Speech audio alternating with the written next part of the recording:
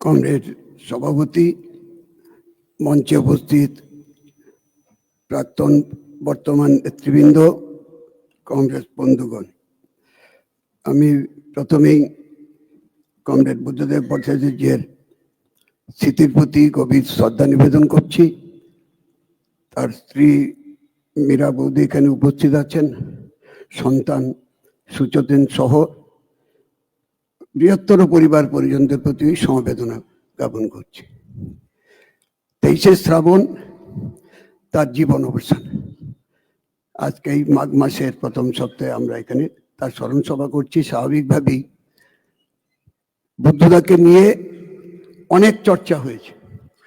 বুদ্ধদা যখন 2000 সালের 6ই নভেম্বর মুখ্যমন্ত্রী হন, তখনও চর্চা হয়েছে, অনেক বই বেরিয়েছে, অনেক লেখনী নিয়ে। আবার 3851 দিনের মুখ্যমন্ত্রিত্ব এবং তার 25শে মার্চ 2011 বিধানসভায় তার শেষ ভাষণ মুখ্যমন্ত্রী হিসাবে। এই সবগুলি ঘটনার মধ্যেই, যেমন হান্নানদা বললেন, যুব আন্দোলনের ইতিহাস 68 সালের সেই 9 জুন থেকে তিনি যেভাবে দিনেরদার সাথে দায়িত্ব নিয়ে সংগঠনকে আদর্শগত দিক থেকে, রাজনীতির দিক থেকে, আন্দোলনের দিক থেকে, সংগঠনের দিক থেকে প্রসারিত করবার জন্য অনেক জীবনের ঝুঁকি নিয়েছেন। আমি সে আলোচনায় যাচ্ছি না। কি কষ্ট করতে হয়েছে তার অনেক উদাহরণ এবং তার সাক্ষী আনন্দা সহ তখনকার সে সময় নেতৃত্ব তারা আছেন। আমিও অনেকগুলি ঘটনার সাক্ষী, তার আলোচনা করছি না। কিন্তু কথাটা বর্তমান সময়ের জন্য বলে রাখছি শুধু এইটুকু, যে এটা কণ্টকাকীর্ণ পথেই তার এই উত্তরণ। এই যেই পর্যায়ে তিনি বৃহত্তর বামপন্থী গণতান্ত্রিক আন্দোলনের শীর্ষ নেতৃত্বের স্থানে উন্নীত হয়েছিলেন, সেটা এই আদর্শের প্রতি নিষ্ঠা এবং দৃঢ়তা। তার চেয়ে সাদা পোশাক পরতেন, আর ওই শ্বেত শুভ্র তার লাল তারকা খচিত ঝান্ডা নিয়ে যুব সংগঠনকে শুরু করেছিলেন।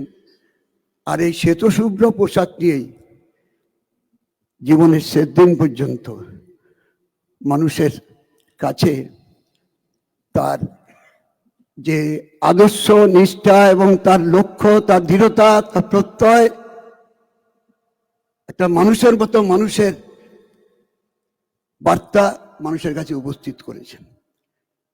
আমি এটুকু বলবো, বর্তমান যুব নেতৃত্ব তার ধারাবাহিকতা বজায় রাখবার জন্য এরকম একটা প্রতিকূলতার সামনে দাঁড়িয়ে সেই সময় 68 বা 73 বা জরুরি অবস্থা বা তারপরে যখন 77-এ বামফ্রন্ট এলো, তার প্রাথমিক স্তর এবং বামফ্রন্ট সরকার থেকে, সেই সরকারের থেকে মুখ্যমন্ত্রী জ্যোতি বসুর নেতৃত্বে তিনি যখন তথ্য এবং সংস্কৃতি দপ্তরের প্রথম তথ্য ও জনসংযোগ ছিল, তারপরে তথ্য ও সংস্কৃতি তারই নেতৃত্বে হয়েছে। আজকে যা যা হয়েছে সংস্কৃতির ক্ষেত্রে, তার স্থপতি হচ্ছেন বুদ্ধদেব ভট্টাচার্য। বিদ্যাসাগর সেতু বুদ্ধদেব ভট্টাচার্য, নন্দন বুদ্ধদেব ভট্টাচার্য, এবং শিশু কিশোর একাডেমি তার সভাপতি করেছিলেন সুনীল গঙ্গোপাধ্যায়কে দিয়ে শুরু করে। এই সব তার সৃষ্টি। উর্দু একাডেমি তার সৃষ্টি, হিন্দি একাডেমি তার সৃষ্টি। এই সমস্ত স্তরে যেমন যুব আন্দোলনে তার লক্ষ্যে পৌঁছবার জন্য, তার যুব সমাজের স্বপ্নকে সফল করার জন্য, স্বাধীনতার আন্দোলনে যারা প্রাণ দিয়েছেন তাদের স্বপ্নকে কার্যকরী করবার জন্য লড়াই করেছেন। শ্রমিক, কৃষক, অন্যদের পাশে দাঁড়িয়ে একটা নীতি আদর্শের প্রতিদিন লড়াই করতে হয়েছিল। এই কারণে যে যুব সমাজকে শুধু একটা নির্দিষ্ট গণ্ডির মধ্যেই সীমাবদ্ধ রাখা ছিল একটা প্রক্রিয়া, সেখান থেকে বেরিয়ে শ্রমিক আন্দোলন, কৃষক আন্দোলনের পাশে যুব সমাজকে একটা বয়স, একটা যৌবন, এই বয়স সীমা তারা কি করতে পারে, অজানা জানাকে জানা, অচেনাকে চেনা, অসম্ভবকে সম্ভব করা, এই ধারাকে তিনি প্রতিষ্ঠিত করবার জন্য উদ্বুদ্ধ করেছেন, তার লেখনী দিয়ে, তার বক্তৃতা দিয়ে, তার কাজ দিয়ে, আবার নিজেও করেছেন। আমি দুটো উদাহরণ দিয়ে আমার কথা শেষ করছি। যে বর্তমান সময়ে যা চলছে আপনারা সবাই লক্ষ্য করছেন, যে বুদ্ধদেব বলছেন সৌজন্য কি।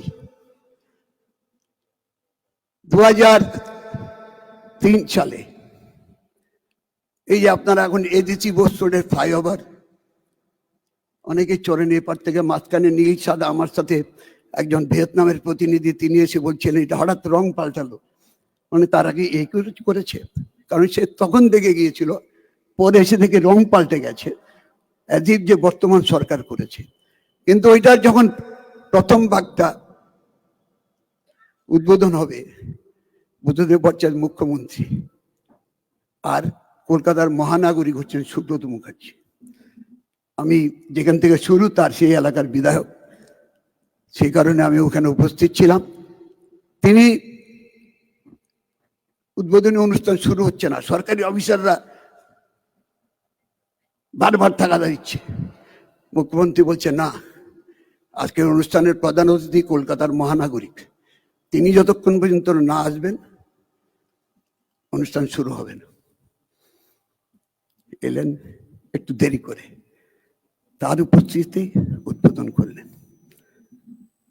আর মেট্রো রেল, তার আদায় করবার জন্য, মেট্রো রেল তার চালু করবার জন্য বামফ্রন্ট সরকার, জ্যোতিবাবুর আমল থেকে শুরু হয়, বুদ্ধদেব ভট্টাচার্য সমস্ত রকমের শক্তি নিয়ে, আর সুভাষ চক্রবর্তী পরিবহন মন্ত্রী হিসাবে আমাদের সর্বদলীয় প্রতিনিধি পর্যন্ত গেছে।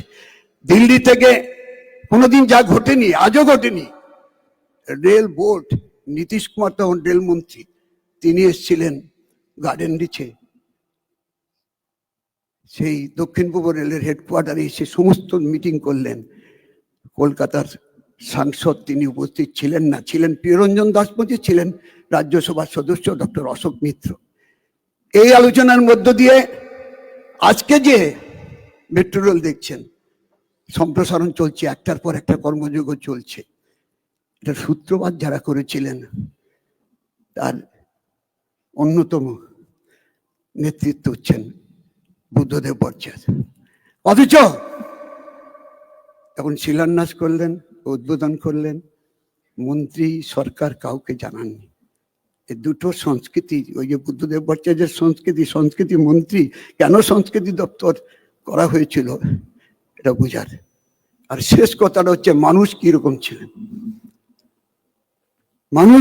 ছিলেন, তার নিয়ে অনেক বই লিখেছেন। আমি বললাম 2000 সালে যখন মুখ্যমন্ত্রী হয়েছেন, সাংবাদিকরা মিলে একটা বই বের করেছিলেন। সেই বইয়ে একজনের লেখা ছিল, তার নাম হচ্ছে প্রদীপ্ত সেন। প্রদীপ্ত সেন হচ্ছে বুদ্ধদেব ভট্টাচার্য যখন মুখ্যমন্ত্রী তার একান্ত সচিব। তিনি হওয়ার পরেই প্রথম তিনি লিখছেন যে চাকরিতে আমার অবসরের 15 মাস আগে আমি মুখ্যমন্ত্রীর অধীনে কাজ করতে গেছি, আমার একটা সবসময় বুক দূর দূর করছিল কিরকম হবে। তিনি এসেই প্রথম বললেন, ঠিক আছে শুনুন, আপনাকে দুটো কথা বলছি, আপনার কোনো অসুবিধা নেই, আপনি যা রেকমেন্ড কাজ করবেন সরাসরি আমাকে বলবেন, আমরা যা সরকারি সিদ্ধান্ত হবে আপনাকে দেন, তার মোতাবেক চলবেন। দ্বিতীয় কথাটা হচ্ছে এই যে সরকারি কাজে যখন বিজ্ঞাপন হবে, সেই বিজ্ঞাপনে আমার ছবি থাকবে না।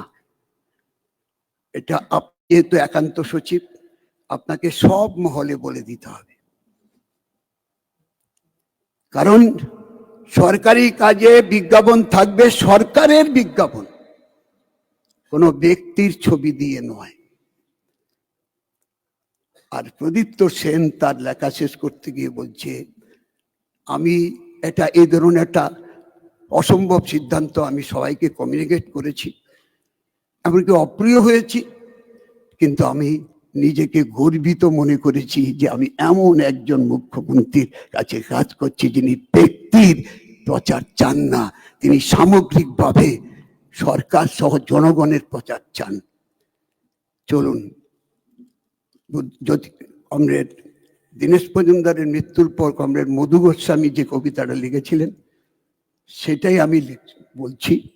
হান্নানদা উল্লেখ করলেন দীনেশদার কথা, এখানে আছে দীনেশদার কন্যা। সহজ সুরে যে ডেকেছে সেই পেয়েছে সারা, চোখ রাঙিয়ে যে এসেছে সেই খেয়েছে তারা, বাঁচার লড়াই যে করেছে সেই পেয়েছে পাশে, মৃত্যু তাকে হানুক ছোবল, জীবন ভালোবাসে। ওই জীবনের জন্য লড়াই, ওই স্লোগান হচ্ছে এই লড়াই জিততে হবে, এই লড়াই লড়তে হবে। চলুন কমরেড বুদ্ধদেব ভট্টাচার্যের পথে এগোবই ওই তপ্ত করাই আর জ্বলন্ত উনুন পার্থক্যটা মনে রেখে। ধন্যবাদ।